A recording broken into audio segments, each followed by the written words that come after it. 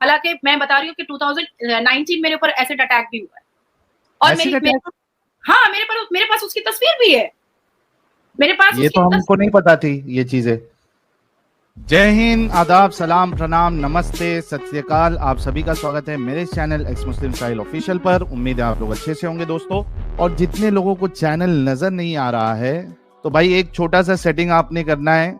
आप अगर मोबाइल पे है तो अपने आइकन पे क्लिक करें, सेटिंग पे क्लिक कर ले, जनरल सेटिंग में जाएं, थोड़ा सा नीचे आए, लोकेशन इंडिया दिखा रहा होगा, उसको चेंज कर कर कोई भी आपका पसंदीदा लोकेशन हो वो आप सिलेक्ट कर ले। एक जादू होगा कि आपको हमारा चैनल नजर आना शुरू हो जाएगा।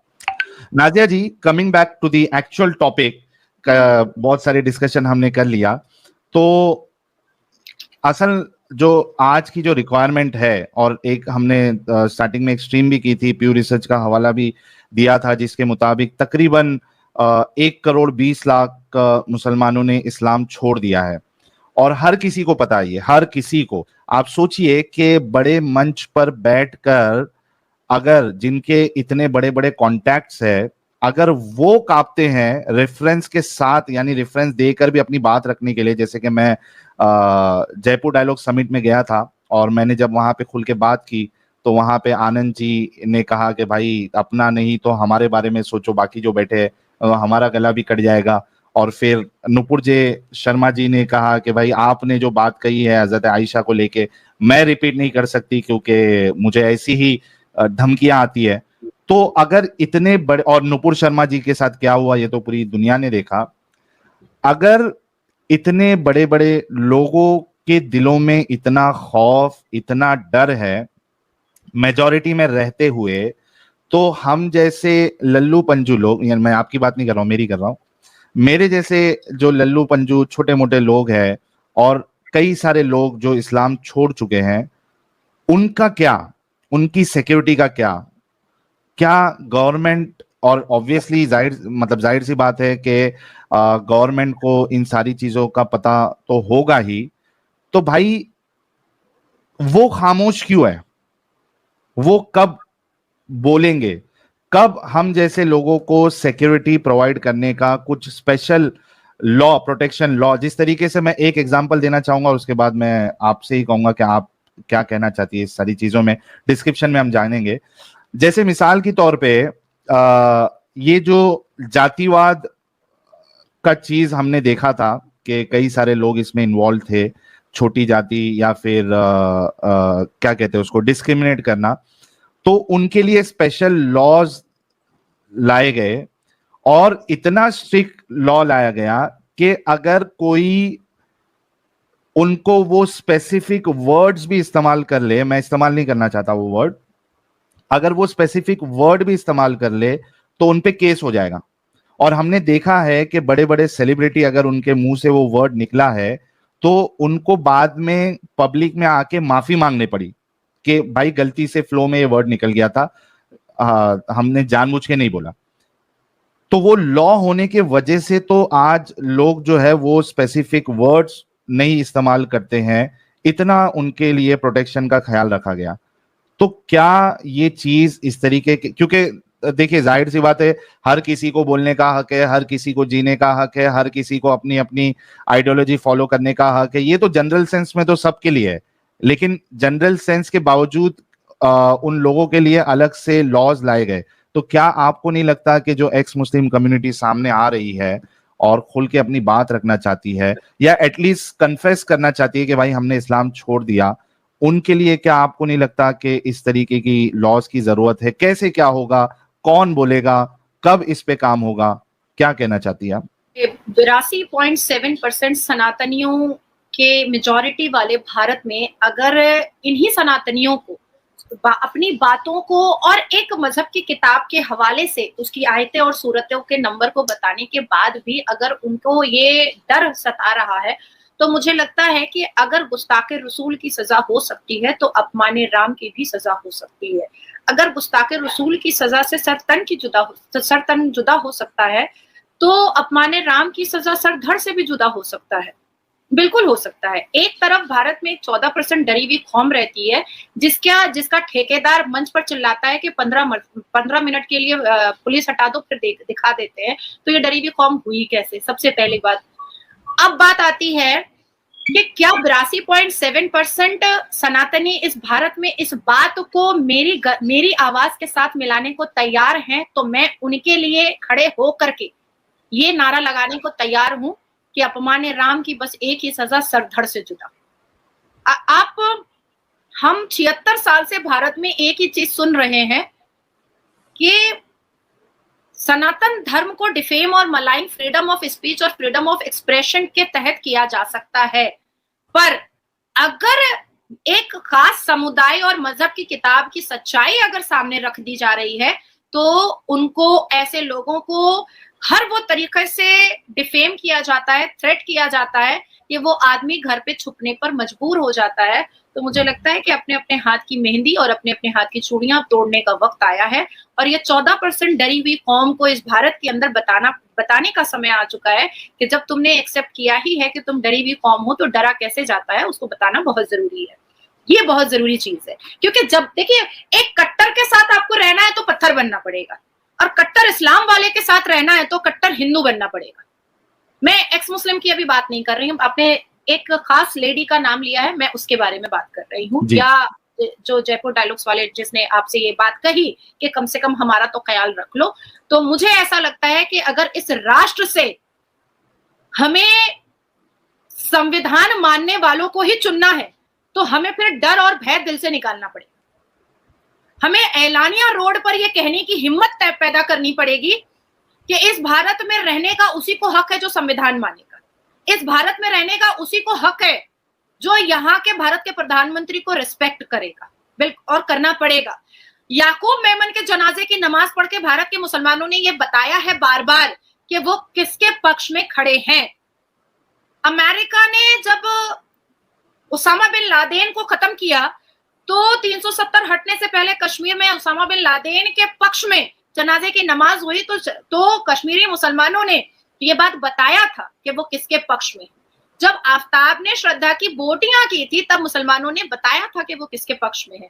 तो अभी भी अगर यही सोचना है, मानवता के बारे में बात रखनी है, तो लो भैया, तब तो फिर आप 2 डेकेड आपने लड़ा राम मंदिर के लिए, 1 डेकेड आप लड़ रहे हो ज्ञानवापी के लिए। कल को कह देगा कि ये जो भारत है, ये तो अरब का ही एक हिस्सा है।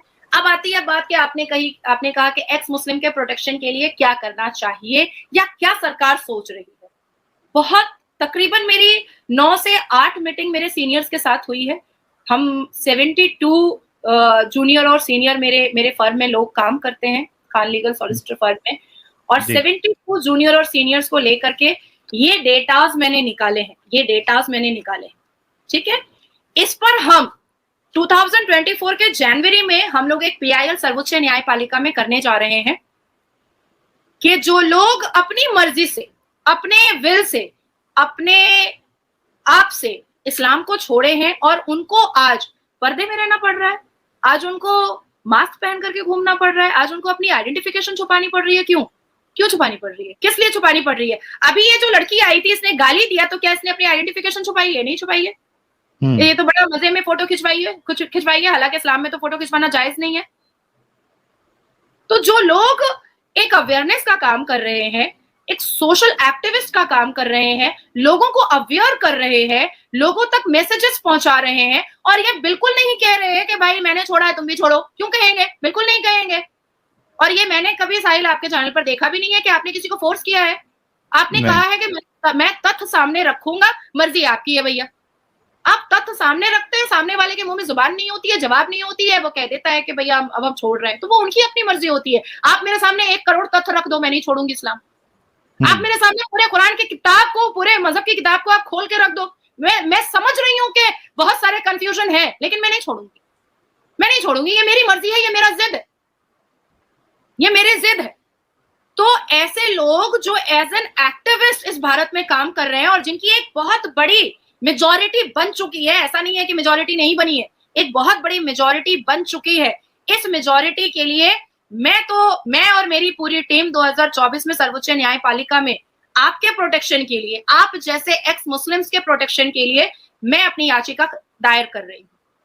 और मुझे सरकार से पूरी उम्मीद है कि जिस तरह से सरकार ने 3 तलाक के वक्त में, तब मेरी उम्र भी बहुत कम थी और उस वक्त मैंने ये बीड़ा उठा लिया था, तो उसी तरीके से केंद्र की सरकार से मेरी उम्मीद है और मेरा भरोसा है कि आप लोगों के प्रोटेक्शन के लिए जरूर केंद्र की सरकार मेरा साथ देगी, मेरे आवाज में जरूर आवाज मिलाएगी और कुछ ऐसे बिल पास होने चाहिए, कुछ ऐसे अमेंडमेंट्स होने चाहिए पार्लियामेंट के अंदर से, और दोबारा भारत के प्रधानमंत्री श्री नरेंद्र दामोदर दास मोदी जी के ओथ लेने के बाद पहले संसद में ऐसा एक बिल पास होना चाहिए जिसमें यह साफ क्रिस्टल क्लियर किया जाए कि अगर कोई इस्लाम अपने आप अपनी मर्जी से छोड़ रहा है तो उसको अगर कोई कुछ क्षति पहुंचाता है या कुछ हार्म करता है या उसको गालियां देता है तो उसके ऊपर धाराएं लगेंगी और उसको जेल की सजा होगी। इसके लिए मैंने बेबी स्टेप लिया है और मैं चाहती हूं आप जैसे लोगों को कि आप मुझे सपोर्ट करें, आप लोग मुझे प्रोवोक करें, आप लोग मुझे मेरे साथ हाथ में हाथ मिलाकर चले। मैं नहीं कह रही हूं कि मैं अकेले आगे आगे चलूंगी और आप पीछे पीछे चलो, नहीं, कहीं ऐसा ना हो मैं पीछे पलटू और सब गायब, तो वो नहीं होना चाहिए। मैं साथ साथ चलने की बात कर रही हूँ। हालांकि मैं हूँ बहुत जिद्दी, आई एम वेरी स्टबर्न, मैं बहुत जिद्दी बचपन से रही हूँ। अगर मैंने कुछ ठान लेती हूँ, मैं कुछ मैं अपने आप में सोच लेती हूँ तो वो मैं करके रहती हूँ, आगे पीछे कोई रहे या ना रहे, क्योंकि मैंने ऐसे बहुत सारे काम किए हैं जिसमें मुझे लगा है कि पता नहीं मेरे साथ क्या हो। हालांकि मैं बता रही हूँ कि 2019 मेरे ऊपर एसिड अटैक भी हुआ है और मेरे पास उसकी तस्वीर भी है, मेरे पास ये तो हमको नहीं पता थी ये चीजें। मैंने वो एसिड अटैक वाली तस्वीर जो है वो मैंने आपको भेज दी है, आप स्क्रीन पे डाल दीजिए ताकि सब कोई देख सके। ओहो, ये मैं अभी शेयर कर रहा हूँ, 1 मिनट दीजिए, ये आ गई स्क्रीन पे। और तब भी मैं डरी नहीं, इवन मैं और वोकल हुई, मैंने और अपने स्टेप को आगे किया, मैं और अपफ्रंट हुई। तो ये कभी का वाकया है नाज़िया जी? 2019 का है। अगर मैंने अपने पर्स से, मैं गाड़ी में फ्रंट सीट पर बैठी हुई थी, अगर मैंने अपने तुरंत अपने पर्स को उठा करके अपने चेहरे पे नहीं लगाया होता तो शायद वाकई में वो जहादनों की वजह से मुझे प्लास्टिक सर्जरी करानी ही पड़ती। पर अल्लाह का बहुत बहुत शुक्र है, माँ बाप की दुआ है कि 2-3 ड्रॉप्स ही मेरे फेस पर आ पाए थे। It's very sad. और इसके बावजूद अगर आप इतनी हिम्मत से डटी हुई है, दैट शोज कि कितनी ज्यादा करेजियस आप है, हिम्मत वाली है। और जो आपने कहा था जिद्दी वर्ड, तो इससे समझ में आ रहा है कि जो ठान लिया आपने तो एक जिद बन जाती है आपकी और उसको आप पूरा करके रहती है। So that is really amazing. मैं यही बताना चाहती हूँ कि डरने की जरूरत नहीं है, आप डरेंगे लोग डराएंगे। और इनका एक हथकंडा है, एक मंत्रा है कि भाई सामने वाला कोई बहुत लॉजिकल क्वेश्चन किया है, अब इनके पास कोई जवाब नहीं है और इनके मजहब की किताब में भी कोई जवाब नहीं है, तो बस अब चिल्लाना स्टार्ट कर दो, ए तुमको ऐसा कर देंगे, ए तुमको वैसा कर देंगे, ए तुम ये हो, मुनाफिक हो, फलाना हो, धमाका हो। ठीक है, लेकिन जवाब तो दे दो। तुम जो बोलो सब है, लेकिन जवाब तो दे दो। मुझे सिर्फ जवाब से मतलब है, बाकी गालियां तुमको जितनी देनी है या फिर तय कर लो कि तुम 2 घंटा गाली दोगे, ठीक है मैं सुनूंगी, एकदम पूरे पेशेंस के साथ सुनूंगी, लेकिन जवाब तो दो, मेरे सवाल का जवाब तो दो। ये देंगे नहीं, ये देंगे नहीं, क्योंकि इनके पास जवाब नहीं है और जो हम कह रहे हैं वो सच है। तो इनसे बिल्कुल कट्टरता से सामने आना पड़ेगा। डर करके, छुप करके ये सोचेंगे देखा हमने 4 लोगों ने नाज़िया को गालियां दे दी, अब तो ये घर में बैठ गई। ना ना ना ना ना, मैं मर्दों को हिजाब पहना दूं, मैं ना पहनूं। क्या बात, क्या बात, जबरदस्त। नाज़िया जी, एक तो आप पीआईएल की बात करिए, वो तो आप इंडिविजुअल लेवल पे शायद वो तो होता है पीआईएल, लेकिन गवर्नमेंट, मेरा सवाल फिर से वही है कि गवर्नमेंट इस बारे में कब खुल के बोलेगी? नहीं, मैं उसको भी क्लियर कर दे रही हूँ, बहुत अच्छा सवाल किया है। देखें, जब शाह बानो और सायरा बानो ने 1984 में राजीव गांधी जी की सरकार में जब पीआईएल पब्लिक इंटरेस्ट लिटिगेशन जनहित याचिका डाली थी 3 तलाक को बैन करने के लिए, तब सरकार को पता चला कि 3 तलाक की जैसी कुप्रथाओं से मुसलमान महिलाएं जो हैं वो जूझ रही हैं, वो परेशान हो रही हैं। हम या आप बैठ करके साहिल जो अभी स्ट्रीम कर रहे हैं, इसमें आप 99% सोच कर रखें कि ये स्ट्रीम भारत के प्रधानमंत्री तक या गृह मंत्री तक तो नहीं पहुंच रहा होगा।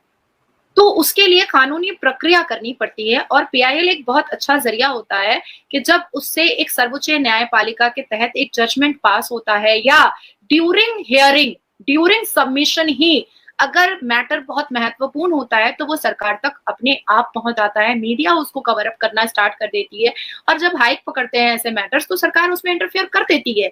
और जब लाखों करोड़ों लोगों की जिंदगी का सवाल आता है तो सर्वोच्च न्यायपालिका ऐसे ऐसे पिटिशंस को बहुत बागौर और बहुत सारे तथ्यों के आधार पर और बहुत सारे हियरिंग के साथ सुनना पसंद करता है। नेगेटिव, पॉजिटिव, अच्छा, बुरा, सप्लीमेंट्री पिटिशंस, एफिडेविट, सारी चीजों को लेकर के सुनना पसंद करता है। क्या-क्या घटनाएं हुई हैं, क्या-क्या घटनाओं का अंदेशा है, क्या-क्या घटनाएं ऐसी आ चुकी हैं और आने वाली हैं। तो हमारे पास भारत में कुछ भी फैक्ट फिगर रखने पर तो घटनाएं हुई हैं, बिल्कुल हुई हैं। तो वो सारी चीजों का मैंने डेटास निकाले हैं कि कब-कब, कितने-कितने लोगों पर अत्याचार इन मुसलमानों ने किया है, जब-जब फैक्ट फिगर रखे गए हैं। कब-कब गुस्ताखे रसूल की धमकी दी गई है, यहाँ तक कि हाई प्रोफाइल और वीवीआईपीज़ लोगों को भी धमकियाँ दी गई हैं। वो सारे फैक्ट फिगर्स मैंने निकाल करके रखे हैं। ये लोग दाढ़ी और टोपी में जो जिहादी एक्टिविटीज़ और क्रिमिनल डायबोलिक माइंड लेकर के घूम रहे हैं, इनके पर्दे, इनके हिजाब को खोलना बहुत ज़रूरी है और ये तब ही खुल सकता है जब हम एक खास जगह पर जाकर के अपनी बातों को रखते हैं और वो होता है कोर्ट। इंसाफ कोर्ट से मिलता है, इंसाफ रोड से नहीं मिलता है। हमें रोड नहीं, कोर्ट का दरवाजा खटखटाना चाहिए और वहां से जब एक जजमेंट आता है और वो जजमेंट उठा करके जब पार्लियामेंट लेकर जाया जाता है और उस पर एक खास तरीके का एक अमेंडमेंट आता है, एक बिल पास होता है और उस पर चर्चाएं बढ़ती हैं, उस पर बातचीत होती है, करोड़ों लोगों के जान की सलामती और सेफ्टी और सिक्योरिटी के लिए बातचीत होती है, तब जा करके इस पूरे वर्ग को, इस पूरे भारत को पता चलेगा कि हाँ, अब मुस्लिम को हम डरा नहीं सकते हैं या कोई भी तथ्यों के आधार पर एक खास मजहब के बारे में अगर बात करता है तो जितने भी इस्लामिक प्रीचर है they are bound to answer. उनको जवाब देना पड़ेगा और अगर उनके पास जवाब नहीं है तो उनको मानना पड़ेगा कि सामने वाला सही बोल रहा है, ना कि आप थ्रेट करेंगे कि गुस्ताखे रसूल की एक ही सजा सरतन से जुदा या अगर नाजिया है तो बलात्कार या एसिड अटैक। ये जो इन्होंने एक हथियार उठा लिया है लोगों के जुबान को बंद करने का, वो हमें खत्म करना है। तो नाजिया जी, ये तो हो गया एक्स मुस्लिम प्रोटेक्शन के बारे में और जो भी स्टेप्स आप उठा रही है, हम आपके बिल्कुल साथ में हैं और ये लड़ाई जो है हम मिलकर साथ में करेंगे ताकि आगे जो आने वाले लोग हैं उनको छुप छुपा के ना रहना पड़े या अपने ख्यालात को दिल में दबा के रहना नहीं पड़े। क्योंकि मुझे कई सारे मैसेजेस आते हैं लोगों के कि भाई मैं एक्स मुस्लिम हो गया हूँ लेकिन मुसीबत ये है कि घर वालों को नहीं बता सकता, वो मुझे मार देंगे या मारेंगे नहीं तो घर से निकाल देंगे, मेरा जीना हराम हो जाएगा और मैं कैसे जीऊँ ये चीज को छुपा कर, इस यानी फेक बनकर, मुनाफिकत इख्तियार करके कई सारे लोग मैसेज करते हैं। तो कहीं ना कहीं वो डर है और अगर इस तरीके का लॉ अगर आता है, कुछ स्पेशल प्रोटेक्शन लॉ अगर सरकार लेके आती है तो आई एम श्योर के कई सारे लोग जो है वो खुलकर आएंगे एज एन एक्स मुस्लिम और उन्हें इन चीजों में फिर प्रॉब्लम नहीं आएगा। तो हमारी शुभकामनाएं आपके साथ, सारे जो व्यूअर्स है उन सब की तरफ से मैं आपको शुभकामनाएं देना चाहता हूं और मैं तो आपके साथ ही हूं बिल्कुल इस काम में आगे बढ़ने के लिए।